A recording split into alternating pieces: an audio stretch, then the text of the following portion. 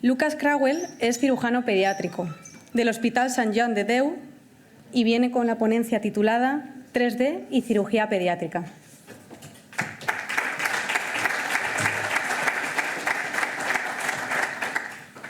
Buenos días, muchas gracias a los organizadores del Congreso, muchas gracias a los ponentes. Muchas gracias especial a Luis Carlos por toda la atención y el trabajo en organizar todo esto y cuidarnos para que pudiéramos estar aquí. La verdad es que veréis que ¿está la presentación colocada? No, todavía.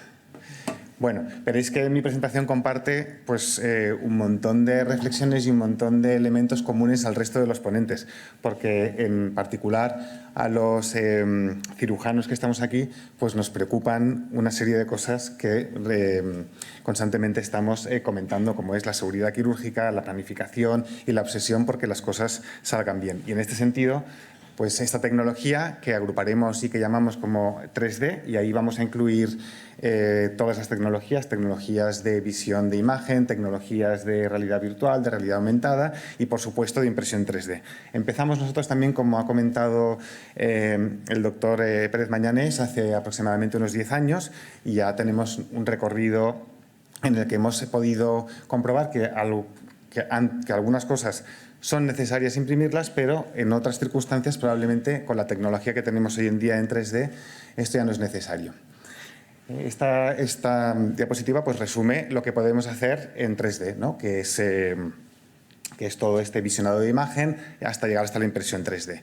Ahí vamos a incluir en esta revolución en la que estamos. Esta diapositiva me gusta mucho porque realmente hoy en día estamos inmersos en una auténtica revolución, revolución 4.0 o como se le llame, pero en el punto de la cirugía, que es a lo que nos dedicamos, estamos inmersos en cada día avances continuos en simulación, en realidad virtual, impresión 3D, cirugía mínimamente invasiva, robótica. Y si os fijáis, no se ve muy bien aquí en el puntero en esta diapositiva, aquí podéis ver un poquito la evolución de lo que ha sido los humanos en cuanto al desarrollo de las tecnologías. 3 o 4, ¿no? Se cree que hace unos 3,4 millones de años apareció la primera herramienta. Este es el año 1800. Podemos empezar aquí cuando empezó la cirugía gracias al descubrimiento de la anestesia. Y ahora estamos aquí. La impresión 3D empezó en el 1980 aproximadamente. Y estamos en la gráfica aquí. El año 2200-2100 está aquí, donde se cree ya que colonizaremos el espacio y demás. No voy a entrar ahí. Pero en cirugía estamos metidos y estamos inmersos en auténticas revoluciones. Cada día, y nuestros compañeros cirujanos lo ven, cada día aparece alguna tecnología nueva, alguna impresión nueva, algún elemento nuevo que ayuda a que nuestras cirugías sean más seguras. Y nuestra obsesión es un poco convertir la experiencia quirúrgica, como he comentado mi compañero, en algo pues, menos traumático, más rápido y más seguro. Y no lo digo yo, nosotros empezamos en el 2014, pero es que en el 2016 ya salió un artículo del American College of Surgeons, como decía, cómo la impresión 3D estaba revolucionando la forma en la que se hacía la planificación quirúrgica, se hacía la enseñanza del residente y, en definitiva, lo que es el cuidado del paciente quirúrgico. Pero es que en el 2000, ahora reciente, en el 2023, aparece ya, para que veáis la auténtica revolución en la que estamos inmersos, cómo la inteligencia artificial está todavía revolucionando muchísimo más y aunando toda esta tecnología que tenemos para que las cosas todavía vayan muchísimo mejor. Y esto es una obsesión de todos, que ya lo he dicho, y ha salido en todas las conferencias. La obsesión del cirujano es la planificación quirúrgica. La planificación quirúrgica es un elemento clave para que las cosas salgan bien. Ahí tenemos, ¿no?, una publicación que hicimos hace unos años con unos compañeros de Estados Unidos y de México, obsesionados por la seguridad y los beneficios de la impresión de las tecnologías 3D en cuanto a planificación quirúrgica, que también las han comentado mis compañeros, pues cómo mejora la seguridad, el tiempo quirúrgico, los resultados y, en definitiva, pues todo lo que es el resultado, la eficacia de nuestras cirugías. ¿Y qué es lo que podemos hacer en la tecnología 3D? Pues también se ha comentado, muchas cosas se solapan en el resto de compañeros, pero porque es lo que estamos absolutamente entusiasmados con esta tecnología y lo vivimos todos de una manera muy personal. Pues lo que es planificación quirúrgica, simulación, educación, tanto del paciente como de los residentes, como de los estudiantes. El bioprinting, implantes personalizados de los que aquí, ¿no?, tenemos un buen ejemplo, y aquí fuera en la exposición pues podéis ver diferentes elementos de impresión en 3D adaptadas al paciente. La robótica, la cirugía guiada por la imagen, la impresión de medicinas. Esto no se ha hablado, pero en los niños hay una dificultad para la adherencia al tratamiento en algunos casos, y la impresión en 3D de medicinas personalizadas con forma de ositos o con formas más atractivas para el niño, que nosotros que nos dedicamos a la pediatría, pues hace que la adherencia al tratamiento sea mucho mayor. Y esto ha cambiado completamente lo que es la manera en que trabajamos los cirujanos y las personas que están implicadas en el proceso quirúrgico. Y ahí quiero decir que para mí personalmente, como cirujano, como médico, el descubrir a los ingenieros, que debe haber aquí en la sala muchos y en online espero que también otros tantos, ha sido una auténtica revolución para mí. Son unas personas absolutamente accesibles, entusiasmadas con su trabajo, y he de decir, pues probablemente con una cabeza y con una forma de ver las cosas diferentes a lo de los médicos y los cirujanos que somos, ¿no? Compartimos determinadas cosas, pero algunas cosas son diferentes. Y en este sentido han sido capaces de entender a los cirujanos inquietos qué preocupaciones, qué inquietudes teníamos, qué problemas, y dar una solución, que esto es lo mejor, que nos dan la solución. Y estas personas están hoy en día integradas en lo que es la planificación quirúrgica de nuestros pacientes. Y aquí en el cuadrito este de medio podéis ver, antes únicamente teníamos la imagen del escáner, alguna reconstrucción que podía haber, y directamente, pues después de discutir la sesión, se pasaba a la cirugía y listo. Pues no, hoy en día hemos añadido lo que es la segmentación, que ya han comentado nuestros compañeros, que es el procesado de la imagen para poder tener una realidad virtual de ese paciente, pero también, si es necesario, la impresión 3D. Y ahí pues lo comentamos, lo discutimos, lo valoramos en sesión, lo hablamos con el paciente y vamos a la cirugía. Y todo esto se retroalimenta. Se vuelve a discutir, se vuelve a hablar con el cirujano, con el radiólogo, con el ingeniero, a ver de qué forma podemos mejorar todo este proceso. Ahí hay un feedback. Y una de las cosas que comentaré más adelante, a nosotros aquí se ha hablado, y son los pioneros y son los que tienen más experiencia, que es la impresión de hueso. La impresión de hueso, y los traumatólogos maxilofaciales, cirujanos, neurocirujanos que se dedican a la parte de malformaciones craneales, trabajan con hueso. Imprimir hueso es relativamente fácil, pero imprimir partes blandas y que encima esas partes blandas simulen a lo que son los órganos, eso no es tan fácil. Y uno de los temas de investigación a los que me dedico personalmente y en la unidad 3D del hospital hacemos es precisamente a intentar encontrar materiales de impresión 3D que simulen de alguna manera la anatomía humana y permiten un cierto grado de simulación. Y aquí lo veremos en la presentación más adelante. Pues bien, aquí podéis sacar vuestros móviles y podéis escanear el código QR y podéis ver de lo que estamos hablando. Aquí tenemos, ¿no?, una imagen de un neuroblastoma, que es un tumor pediátrico muy complejo. Como teníamos pues solo las imágenes del TAC y directamente pues pasaríamos a la cirugía. Pero no, si hacemos una segmentación de las imágenes y escaneáis el código QR, podéis ver ese neuroblastoma complejo en vuestro móvil, estudiarlo, manipularlo, ponerlo del derecho, del revés, arriba, abajo, quitarle el hígado si os molesta, quitarle los intestinos si también queréis apartarlos, y tener una experiencia mucho más inmersiva. Perdón. Y hoy en día, gracias también a la realidad virtual y las gafas de visionado de realidad virtual, pues podemos tener esta experiencia que estáis teniendo en el móvil, pues tenerla mucho más inmersiva. Y, por supuesto, más la impresión 3D, que nos ayudará a poder entender mucho mejor ese caso. ¿Cuáles son las unidades que desde el hospital están integradas en lo que es la unidad 3D o que utilizan de alguna manera los servicios? No voy a entrar en cómo funcionamos, porque esto lo ha explicado muy bien Rubén y nosotros trabajamos de una forma muy similar, pero nos piden servicios a la unidad 3D pues desde cirugía maxilofacial, desde cirugía oncológica, que es lo que hago yo, cirugía torácica, neurocirugía. Los dentistas también están cada vez más utilizando la tecnología 3D para sus tratamientos, cirugía fetal, cirugía plástica, en cardiología y, por supuesto, como no, los reyes, que son los traumatólogos. Y aquí vamos a ver una serie de ejemplos para que tengáis una visión general de todo lo que hacemos. Pues aquí, como han comentado los traumatólogos, tenemos una malformación craneofacial.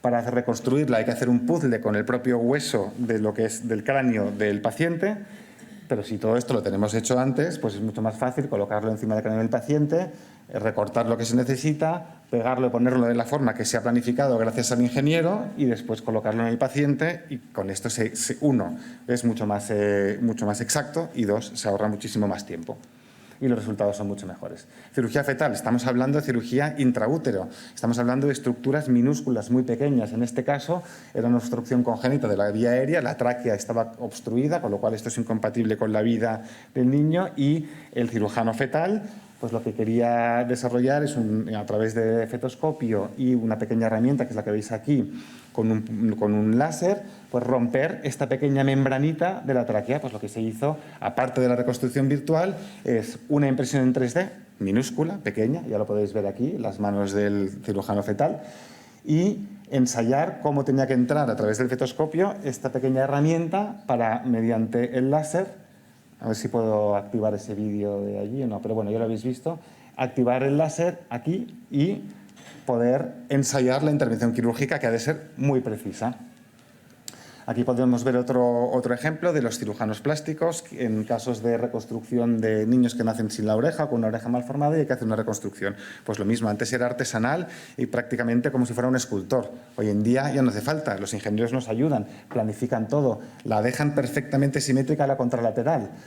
Se hace la reconstrucción con cartílago de la costilla a nivel del tórax, y eso se puede planificar mucho antes, de tal forma que ya al llegar a la hora de la cirugía sabemos exactamente los pasos que hay que hacer para que quede perfecto. Y luego casos raros, casos que nos vamos a encontrar probablemente una vez en la vida o incluso ninguna. Y aquí tuvimos un caso reciente, unos pacientes que venían de Mali, que eran unos siameses unidos por el abdomen, por el hígado, y eso pues es un rompecabezas y es realmente una cosa compleja de planificar. Pues lo que se hizo es una simulación. Esto no es la cirugía real, esto es una simulación que hicimos en el quirófano. Para eso imprimimos en 3D la situación de los siameses unidos por el abdomen y compartiendo parte del hígado, y se hizo una planificación. Esto se les tuvo que dormir en una sola mesa de quirófano, pero 2 anestesistas, 2 respiradores. Cuando se hace la partición necesitas 2 mesas de quirófano, necesitas 2 equipos quirúrgicos, etcétera, etcétera. Todo eso, si lo planificas previamente, pues hace que las cosas puedan salir mejor o salgan bien, como fue en este caso, que salió bien. Casos raros también, ¿no? Un feto probablemente lo mismo. Me voy a encontrar con este paciente probablemente una vez en la vida o ninguna. Pues no vamos a ponernos a hacer una cirugía si no lo has hecho nunca y tu compañero tampoco. O llamar a un compañero que a lo mejor está en Estados Unidos o en Australia y ha tenido algún caso excepcional que lo ha hecho. Pues lo que podemos hacer es simularlo, reconstruirlo y ensayarlo para que la cirugía sea un éxito. Luego, en el caso que me dedico, hacemos cirugía de casos muy complejos y hacemos estas reconstrucciones virtuales tridimensionales. Pongo varios ejemplos. También tumores renales en los que hay que intentar preservar la función renal y quitar solo el tumor, preservando el resto del riñón. Aquí podéis ver al residente cómo está haciendo la simulación con la realidad virtual. Lo que el residente ve en simulación aquí en el vídeo que veis cómo puede mover las imágenes, quitar lo que decíamos, quitar una parte de la estructura anatómica que le molesta, jugar con quitando y poniendo, y sobre todo acercarte y tener un estudio detallado de la anatomía. Y aquí otros ejemplos de un tumor de Wilms, en este caso, de un paciente con un riñón único, que había que preservar el riñón, y cómo hay que planificar la cirugía de forma muy exhaustiva para poder quitar el tumor y preservar el resto del riñón. Otro caso, en casos de resecciones extremas en el hígado, pues para calcular si realmente este hígado va a ser viable o no lo que le queda en cuanto a función hepática, pues hay que hacer unos estudios, y estos los ingenieros nos han ayudado a hacer estas reconstrucciones y estas planificaciones quirúrgicas y ver si lo que le queda de remanente de hígado es suficiente o no. Un Ewing costal, lo mismo, estudio pormenorizado de dónde está localizado el tumor, cuántas costillas hay que quitar y cómo hay que reconstruir esa pared costal. Pero esta diapositiva es muy importante. porque hasta que los robots, que llegará algún día que los robots nos superen y que probablemente como cirujanos, y ojalá nos retiren y ojalá simplemente tengamos que supervisarlos y no tengamos que trabajar de forma a veces tan extenuante como hacemos. Hasta ese punto, los cirujanos utilizamos las manos y las manos son nuestra herramienta de trabajo. Y ahí es donde la impresión 3D, precisamente, tanto nos tiene que ayudar a esa planificación quirúrgica. Usamos como cirujanos la vista y usamos el tacto. Y la combinación de los dos a la vez, que es la teoría que se llama tocar para aprender, es la que se ha demostrado que permite a los cirujanos que su curva de aprendizaje y que la consolidación de los conocimientos que hace a lo largo de su carrera sea mucho mejor si utiliza las manos y la vista a la vez en su proceso de aprendizaje. Y lo que comentaba al principio de la presentación, en concreto en 3D for Health, que es la unidad 3D de nuestro hospital, intentamos desarrollar impresiones en 3D que permiten un cierto grado de intervención quirúrgica. Eso es unas líneas de investigación que tenemos y nos gusta trabajar en este aspecto y tenemos una publicación que hicimos en el 2019 en la que imprimimos con siliconas una primera aproximación a poder intentar operar quirúrgicamente ese paciente antes de la cirugía. Y aquí ejemplos también de cómo estas impresiones en 3D que hemos estudiado y que hemos tocado y que algunas de ellas hemos permitido hacer algo de ensayo quirúrgico, se pueden esterilizar, llevar a quirófano y cotejarlas en todo momento durante la cirugía. Aquí podéis tener otro neuroblastoma complejo, como realmente es exacta la anatomía que nos encontramos con la réplica que hemos hecho previamente para planificar. Y también podéis ver al instrumentista de quirófano, como este ejemplo del tumor de Wilms, grande, que donde había que preservar el resto del riñón, está impreso aquí en 3D y cuando lo operamos podemos consultarlo constantemente para comprobar que estamos correctos en la anatomía y que no tenemos ninguna estructura alrededor que sea compleja. Aquí podéis ver la evolución, ¿no? la cirugía, el lecho quirúrgico, el tumor que hemos resecado y cómo se correlaciona perfectamente con la anatomía. Distintas publicaciones que hemos hecho, algunas de ellas pues tienen más interés desde el punto de vista de ingeniería, probablemente. Pues aquí el ingeniero con el que estaba haciendo su tesis doctoral con nosotros, el doctor Muguruza, pues pensó que en este ejemplo de un tumor con unas metástasis hepáticas se podían encender y cuando el cirujano se acercaba ahí con el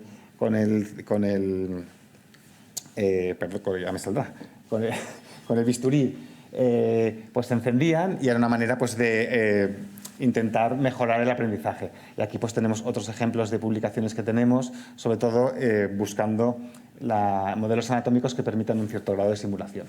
Simulación que hacemos con residentes y con compañeros. Aquí podemos ver con siliconas cómo se comportan al corte. Hidrogeles, que ahora si se pone en marcha el vídeo podemos ver cómo los hidrogeles sí que tienen un cierto grado, tienen un shore, esto que los ingenieros lo saben bien y yo he tenido que aprenderlo, tienen un shore bastante parecido a lo que es el parénquima hepático. Y no sé si se pone en marcha el vídeo, bueno, podríais ver cómo permite un cierto grado de disección. Y aquí están los cirujanos probando suturas y el comportamiento de las siliconas a ver si realmente en este caso se comportaban igual que lo que era el intestino. Y todo eso para la simulación. Aquí tenemos la sala de nuestra unidad 3D con las diferentes impresoras, la que llamamos la sala Frankenstein, no hace falta que diga por qué.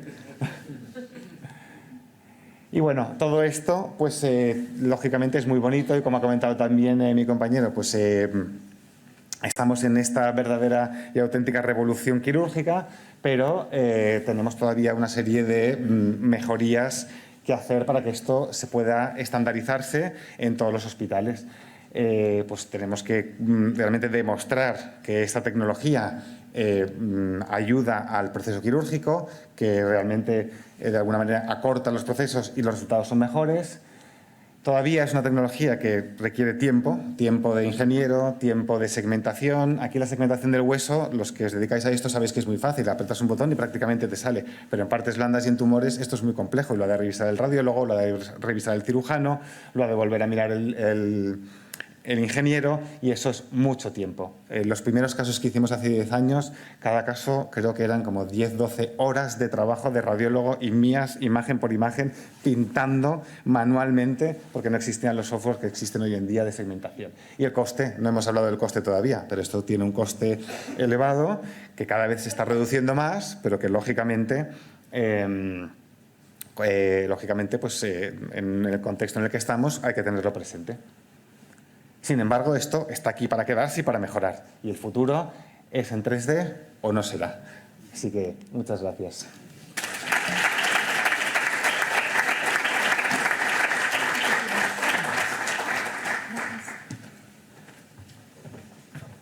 Muchas gracias, Lucas.